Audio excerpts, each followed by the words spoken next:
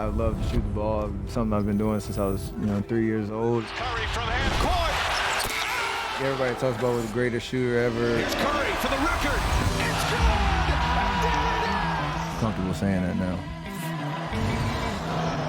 And now I can push it to a number that nobody can reach. The win. Yes, Bill Ram tough, you can see it in the greats. I'm the one they watch, you can see it in their face. If their hands get to moving, it's the time and the place.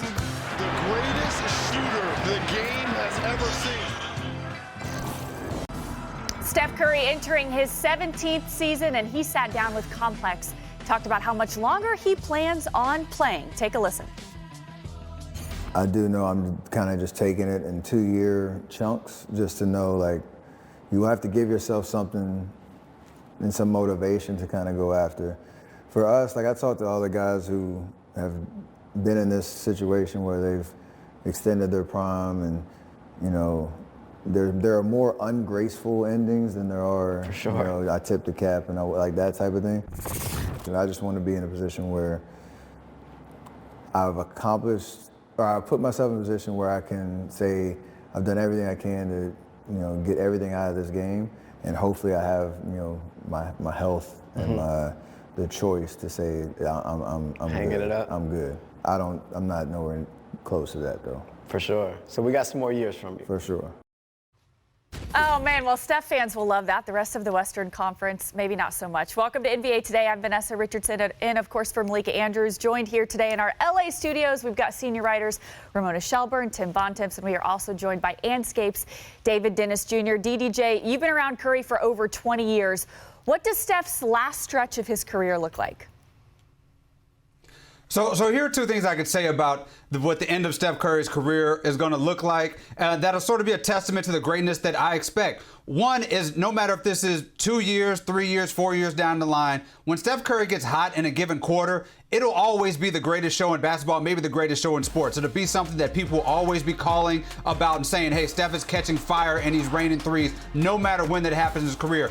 The other thing is that at the very last game, important game that he plays, again, whether it's 3 years, 4 years, whatever, when he crosses half court, he's going to get double teamed because he will always be a guy who strikes fear in defenders until he, walks away from the game. He will always be somebody who will be a versatile offensive dude. And all respect to my guy Steph, he's never quite relied on athleticism and explosiveness and all that stuff. So he doesn't have to worry about that falling by the wayside. The shot will be there, the ball movement will be there, and he will be somebody who will be part of a team that can be at least making noise in the playoffs just by virtue of having him on that team. You hear David saying 3 years, 4 years. Tim, Steph turns 38 in March. So how can the Warriors maximize the rest of his career? I mean, I think it's what they've been doing, right? They traded for Jimmy Butler last year. They've gone out and tried to get, they've talked about getting LeBron James and obviously some things that are more fantasy trades than real trades in the past, and they've made other moves to try to get better. We'll see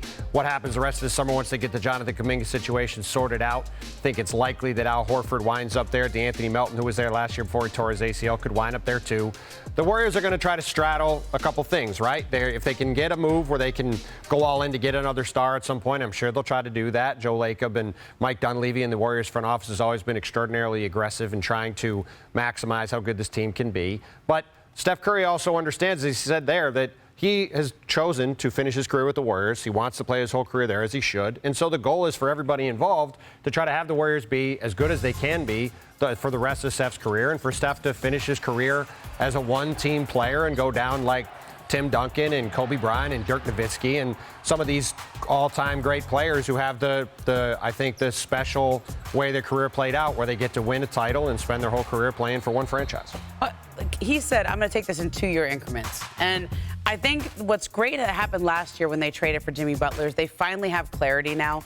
This is what they're doing. They're maximizing the Steph Curry next 2 years.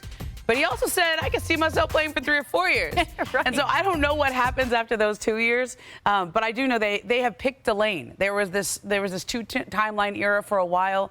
They were kind of trying to bring along Kuminga and some of those other young guys and say, you guys are going to be the torch. You're going to pass the torch to those.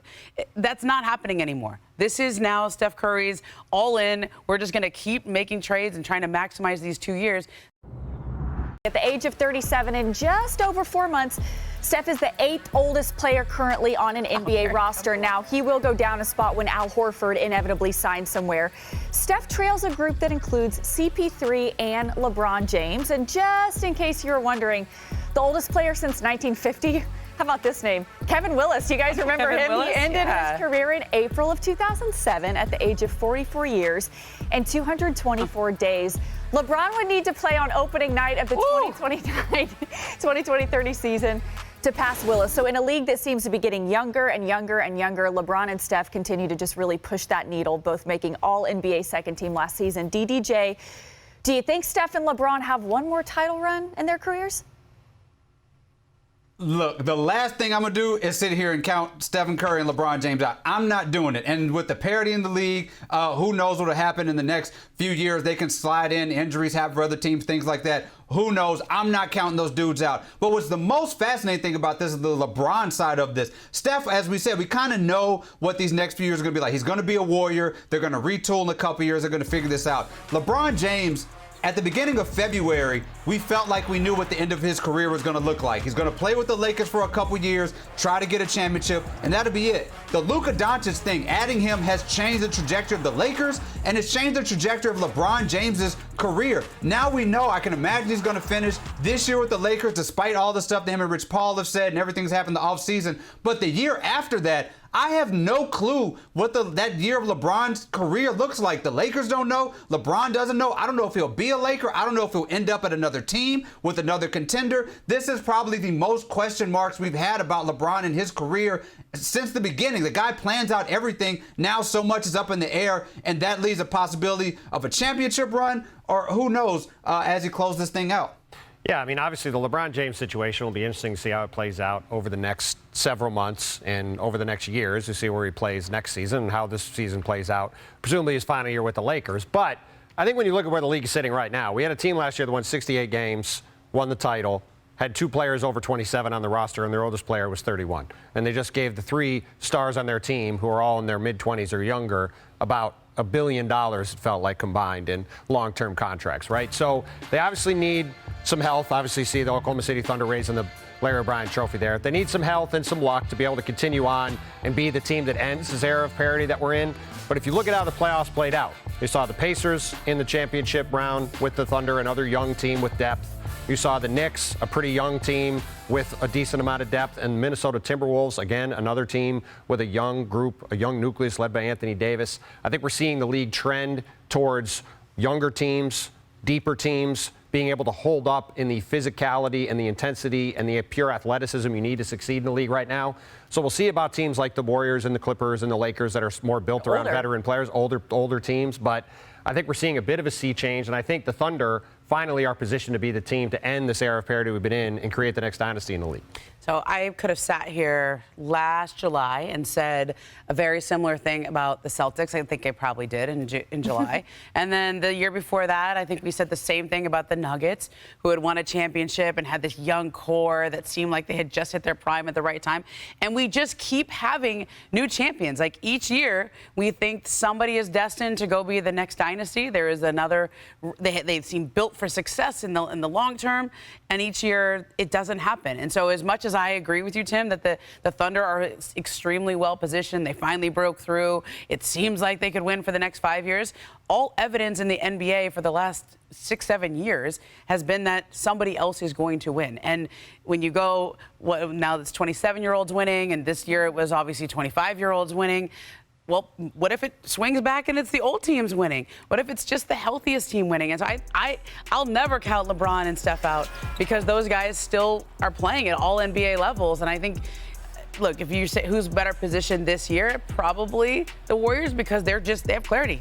They're not trying to save for Luka Doncic's next 5 years. They're just in it for the next 2 years with Steph. Yeah, David, we'll give you the last word on this one. I was talking about I was talking about LeBron and Steph maybe the next couple. I think I'm with Tim on this year, though. This year is OKC's year. I think that the only way that an old team wins is if OKC adds like a guy who's 155 years old to that bench to raise sort of the average of their team. Because this team is built sort of differently. Right, I did that in my head. I had a calculator. Yeah. I think it's a little different than the Nuggets and the Celtics in the fact that there was so little margin of error. You look at the Nuggets, they lose a guy like Brown. They lose some of those people. The Celtics, you deal with the injury or two, and that knocks them off. The Thunder are just built with these waves of guys and this depth and this youth that they can overcome this in a different way. This is the last dynasty. This is the final dynasty in the NBA, and it's a lot of that because of resilience, because of the fact that they have the depth. They had J-Dub was injured all through the playoffs, and they still won the championship. I just think it's hard to imagine anybody usurping OKC this year, but I'm not counting LeBron to step out maybe in the future if something else goes haywire.